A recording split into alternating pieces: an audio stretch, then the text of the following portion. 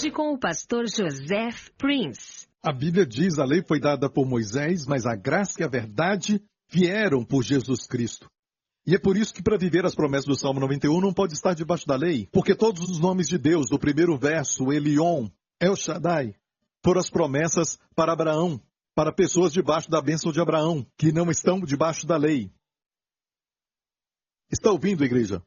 Ok? E aqui temos, a lei foi dada por Moisés, mas a graça e a verdade vieram por Jesus Cristo. A graça e a verdade, sabe, no grego, veio por Jesus Cristo. Está literalmente no verbo singular. Quer dizer que a graça e a verdade são um. Certo? O verbo tinha que ser plural, mas não é. Por isso, graça e verdade são um, como água e molhado. São um. Não pode tocar na água sem ficar molhado. Não toca na graça sem tocar na verdade. E é incrível, não dá para entender o corpo de Cristo às vezes. Sabe, temos muita pregação sobre o favor. Mas favor é graça. Não somos da graça, somos do favor. Amigo, cariz é favor. Amém? Favor e graça são os mesmos quando você olha uma versão da Bíblia, toda vez que graça e paz sejam multiplicadas, parênteses, favor e merecido. Favor e merecido. Amém é favor. Amém, em alguns lugares, se eles não aceitam a graça, você prega sobre favor, eles aceitam favor.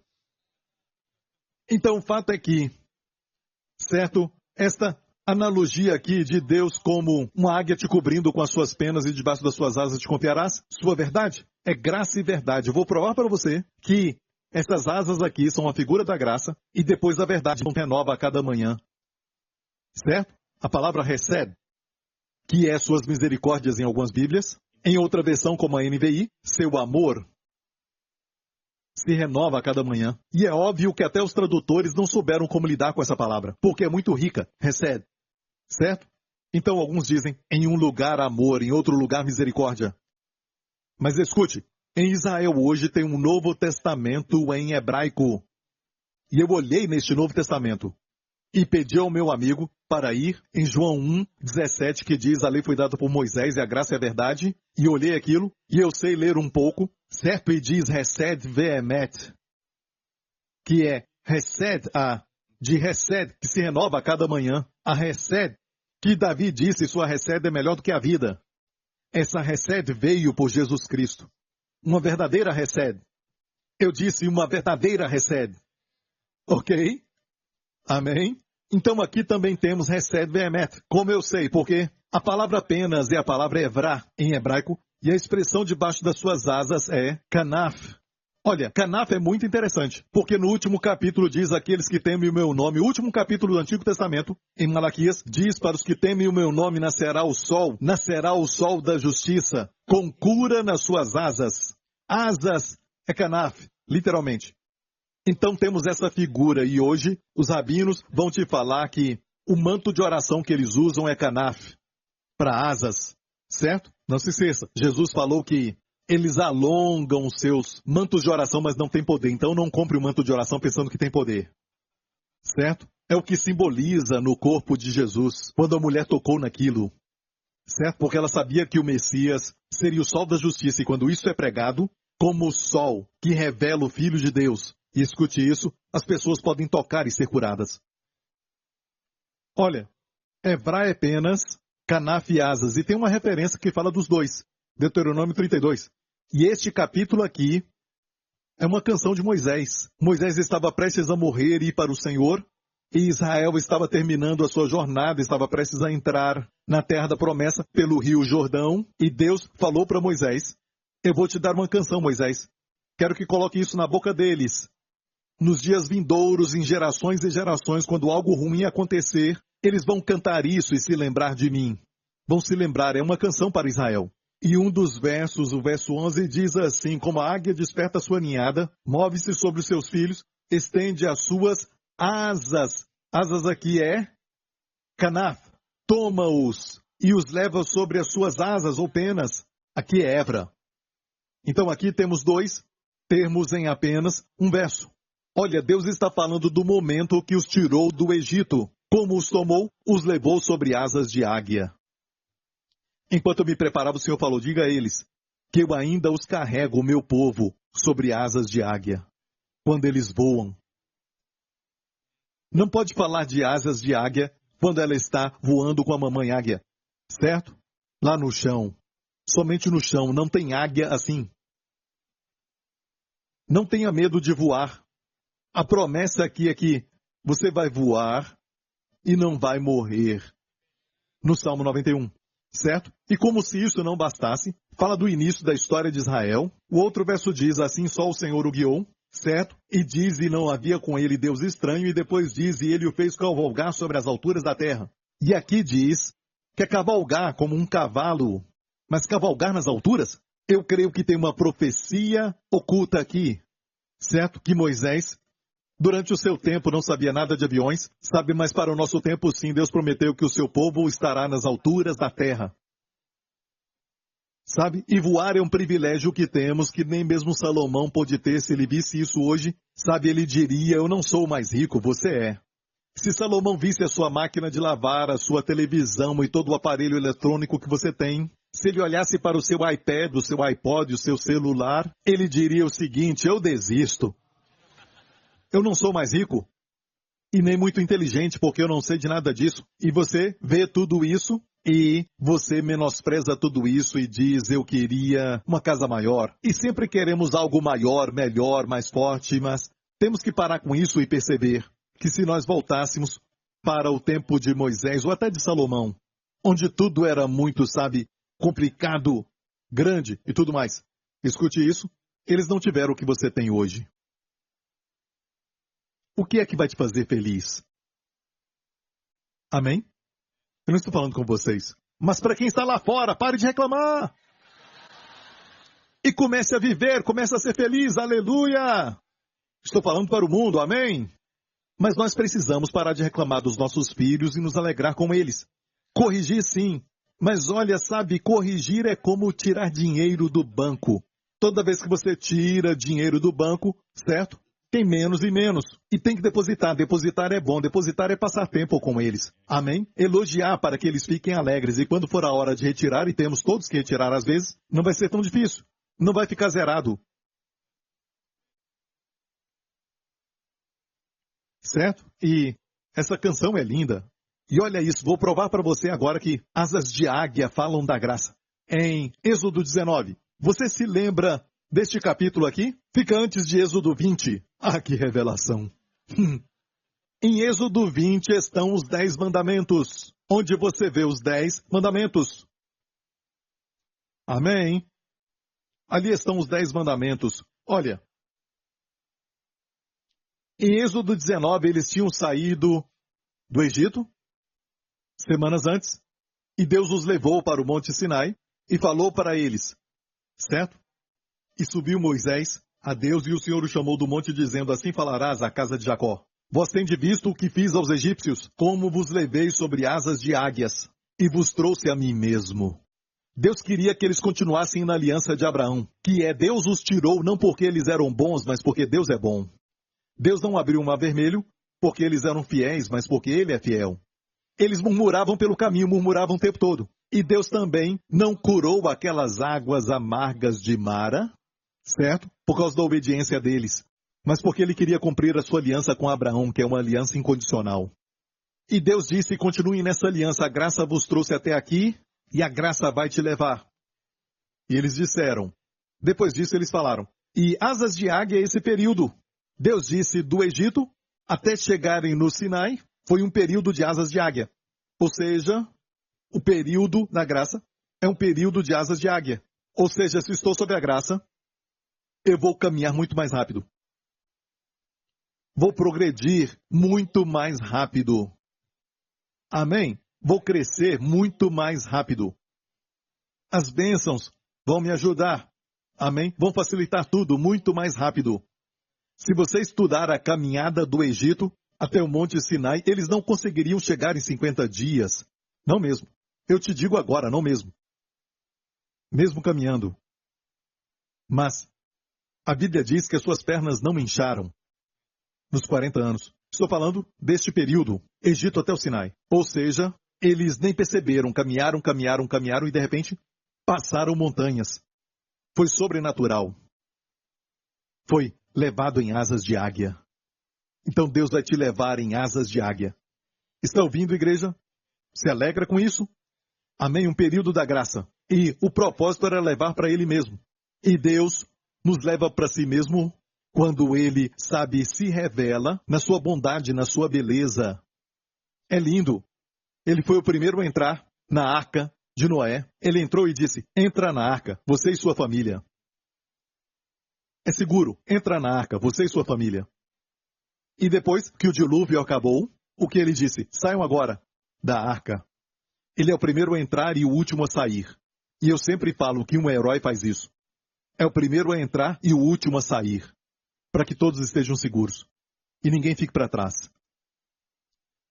Foi isso que aconteceu com eles. Quando os filhos de Israel saíram do Egito, certo? Tudo isso antes do Sinai. Você tem que conhecer essas histórias. O Mar Vermelho se abriu antes disso. As águas de Mara foram curadas antes do Sinai. O maná começou a cair antes do Sinai. A água da rocha, Refidim, a primeira vez antes do Sinai.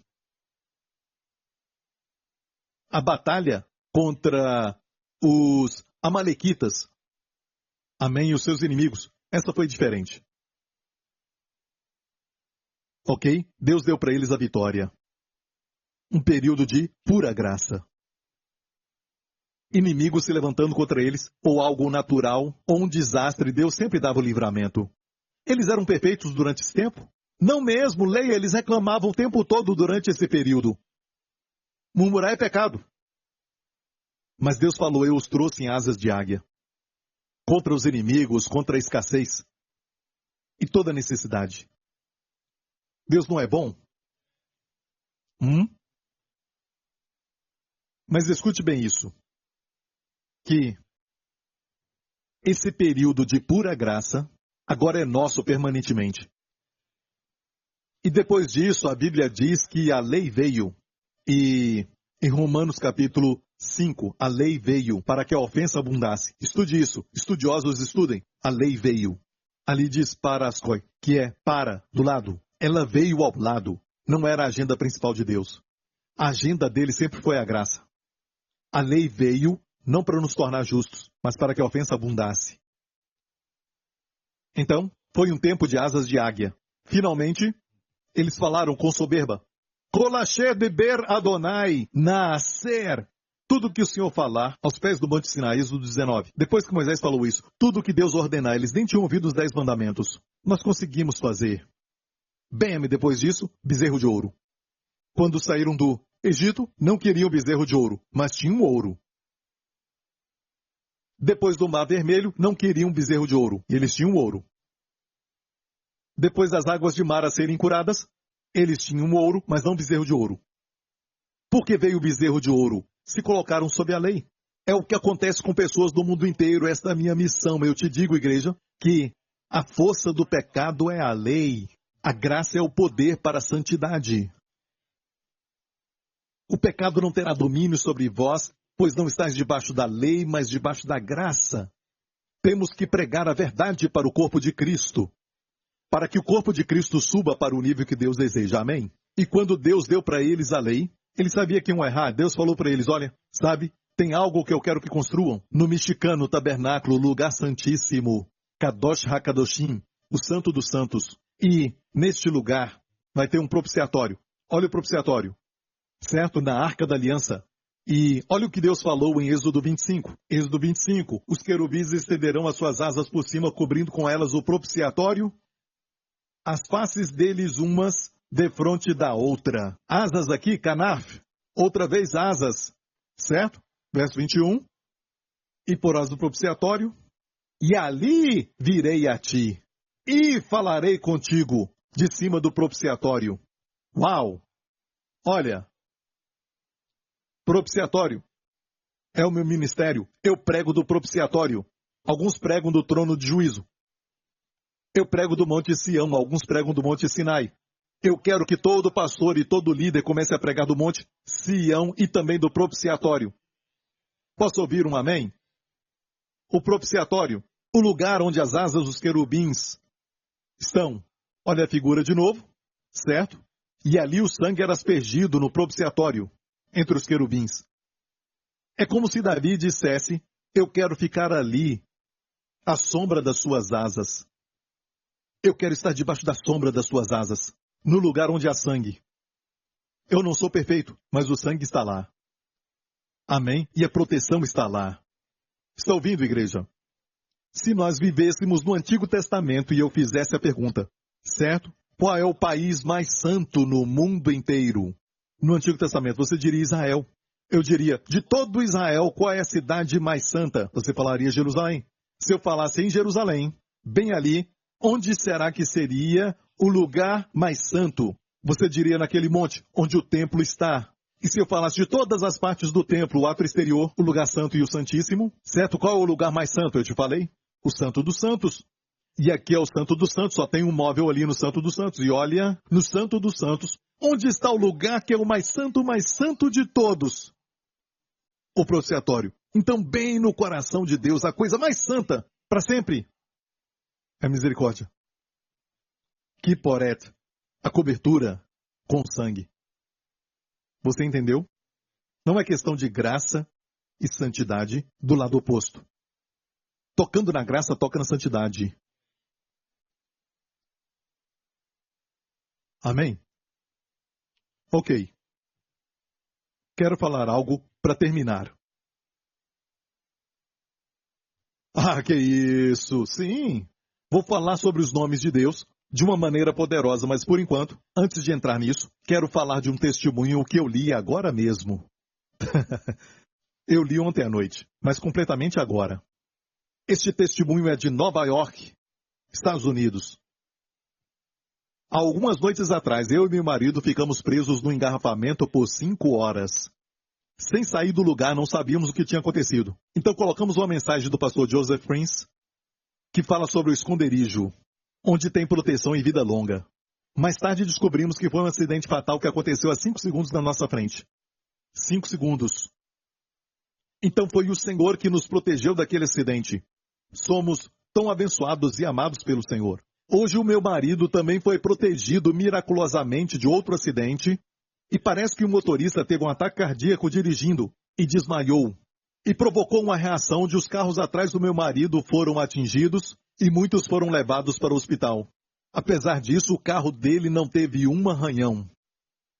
Apesar dele ser um excelente motorista, ele não recebeu o mérito. Tudo aconteceu tão rápido, ele não pôde reagir a tempo. De fato, cremos que o Senhor o protegeu de novo, porque naquela manhã, ele estava lendo o devocional do pastor Prince, que falava sobre os versos do Salmo 91. Falou daqueles versos que falam, aquele que habita no esconderijo do Altíssimo, à sombra do Onipotente, descansará debaixo das suas asas. Você conhece esses versos. E não tem proteção maior neste universo do que debaixo do refúgio das asas do Senhor. Que bem-aventurada esperança podemos ter hoje, sabendo que mesmo que a destruição venha ao nosso redor, sempre vai ter um refúgio e conforto no Senhor, e a paz infalível, a proteção e provisão. E ela nem sabia que eu ia pregar essas mensagens. Glória a Deus, ela não sabia e está falando sobre o Salmo 91. Eu te falei recentemente sobre a senhora que estava no Ritz-Carlton em Jacarta. É onde eu sempre vou lá quando eu prego. Na igreja lá, em Jacarta, eles sempre me colocam naquele hotel em Jacarta. E em 2000, esqueci, 9 ou um deles, 8, 7, um deles. Houve um terrorista que entrou naquele restaurante durante o café da manhã e se explodiu, um atentado suicida. Uma das irmãs da nossa igreja estava lá naquela hora. Ela andou exatamente atrás de uma grande coluna quando a bomba explodiu. Ela estava citando o Salmo 91. Ela me escreveu, sabe, a sua vida de tal forma que, sabe, ela acorda de manhã e ela sempre confessa ou cita o Salmo 91. Isso é estar no lugar certo. Literalmente na hora certa. Minha esposa e eu, alguns já ouviram isso, cerca de 3 anos atrás, eu ia pregar sobre o tema do ano. E, naquela semana, saímos para comer bem tarde. E aquele lugar onde fomos comer estava quase deserto, com muitos lugares para sentar. Então nos assentamos em determinado lugar, e só uma loja estava aberta, então pedimos o que podíamos. Enquanto comíamos, um homem se aproximou de nós. Ele veio até onde nós estávamos, pegou uma garrafa de cerveja que estava por ali, e já era bem tarde, os que limpam já tinham ido embora, pegou aquela garrafa, veio perto de nós, certo? E eu vi pelo canto dos meus olhos, mas foi tarde, eu não pude pará-lo. E tinha uma coluna perto de onde estávamos comendo, certo? E ele quebrou aquela garrafa na coluna e os cacos voaram para todo lugar. Fiquei perplexo tão perto de nós que ficamos perplexos e eu estava prestes a, me desviar naquele momento. E eu sei que a igreja ia me perdoar. Sabe, se eu estivesse sozinho, tudo bem, mas minha esposa estava lá e minha filha também. Amém? E eu tenho que ser um homem.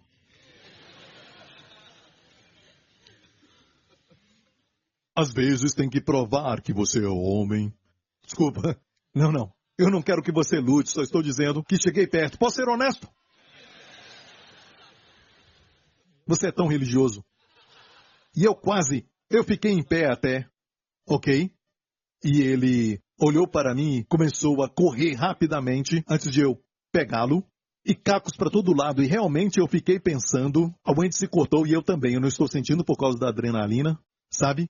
E eu queria ir atrás dele, mas pensei na esposa. E olhamos e nos checamos e tinha cacos de vidro por todo lugar, mas nós paramos e percebemos que bem ali ao nosso redor, certo? Tinha uma, quase que parecendo como uma esfera.